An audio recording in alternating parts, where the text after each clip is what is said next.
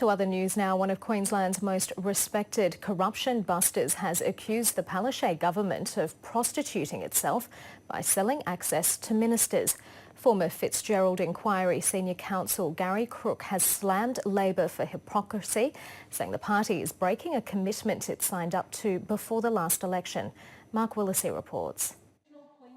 At last year's state Labor conference, businesses and corporations were offered meetings with government ministers for a price of between $5,000 and $10,000. It's called the Business Observers Program. Others call it cash for access. You can't do this. It's not your right to prostitute the trappings of government. What can you put in place to stop it? Gary Crooke was senior counsel at the Fitzgerald Inquiry and is a former Queensland Integrity Commissioner.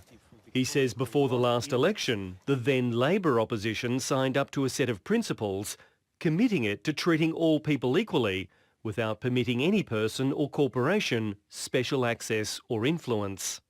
It's nothing but glaring hypocrisy, and in fact glaring hypocrisy is the sort of lower end of the scale to what they're doing.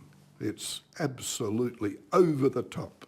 Ministerial diaries show that nearly 60 companies, including banks, miners and lobbyists, paid at least $5,000 each for meetings with cabinet ministers at last year's Business Observers Program. That earned Labor a tidy $280,000. But not everyone was happy to play along. The ABC understands one minister refused to do a lunch with a representative of Indian mining giant Adani. The company was refunded its $10,000. Some Labor MPs question the selling of access to ministers. I'm uncomfortable with it. Many other people are uncomfortable with it as well. But it's the leader of the Labor Party in Queensland that has to make that call. Her leader denies her party is doing anything wrong. It is not a one-on-one dinner access. That does not happen under my government. But this 2015 invitation to join the Business Observers Program did offer one-on-one meetings with Labor MPs. The Premier says her government has introduced reform of political donations, including bringing in real-time reporting. That doesn't go far enough for Gary Crooke, who says selling access to ministers should be banned. I just despair.